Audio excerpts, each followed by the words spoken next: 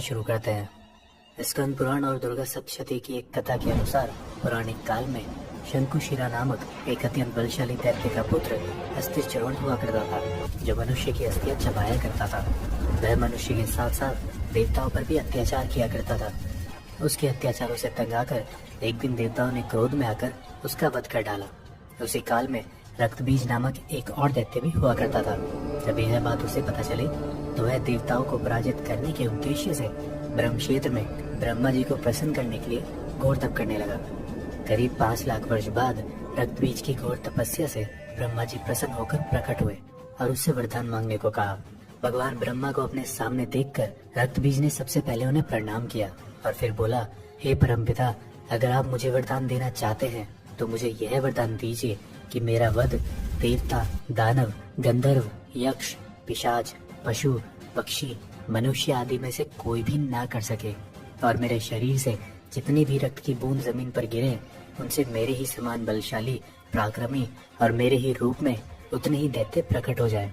तब ब्रह्मा जी ने कहा, हे रक्तबीज, तुम्हारी मृत्यु किसी पुरुष द्वारा नहीं होगी, लेकिन स्त्री तुम्हारा वध अवश्य कर सकेगी। इतना कहकर ब्रह्मा जी वहां से अंतर्ध्यान हो गए।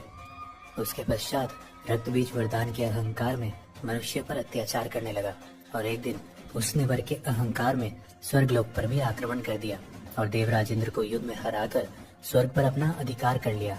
उसके पश्चात 10,000 वर्षों तक देवतागण रक्तबीज के भय से मनुष्यों के भांति दुखी होकर पृथ्वी पर छिपकर विचरण करने लगे।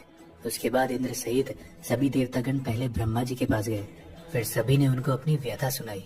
तब ब्रह्मा जी ने कहा, मैं इस संकट से आप सभी को नहीं उबार सकता, इसलिए हम सभी को विष्णु देव के पास चलना चाहिए। फिर ब्रह्मा जी सहित सभी देवतागण श्री विष्णु जी के पास गए, परंतु विष्णु जी ने भी यह कहते हुए मना कर दिया कि रक्तबीज को मारना मेरे भी बस में नहीं है। फिर सभी देवता वैकुंठ धाम से कैलाश के लिए चल दिए, लेकिन जब वो वहां पहुंचे तो उन्हें पता चला कि भगवान शिव उस समय कैलाश पर नहीं बल्कि केदारनाथ क्षेत्र में सरस्वती नदी के तट पर विराजमान है।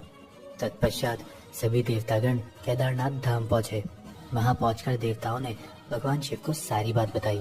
तब ब्रह्मा जी ने शिव से कहा, हे शिव, मेरे ही वरदान के कारण रक्तबीज को देवता, दानव, पिशाच, पशु, पक्षी, मनुष्य आदि में से कोई भी वध नहीं कर सकता, परंतु स्त्री उसका वध अवश्य कर सकती है। तब भगवान शिव ने सभी देवताओं से आदि शक्ति की स्तुति करने को कहा। फिर सभी देवताओं ने रक्तबीज के वध की अभिलाषा से आदि शक्ति की स्तुति करना शुरू किया। कुछ समय पश्चात देवताओं की स्तुति से प्रसन्न होकर हिमालय से एक देवी प्रकट हुई और देवताओं से कहा,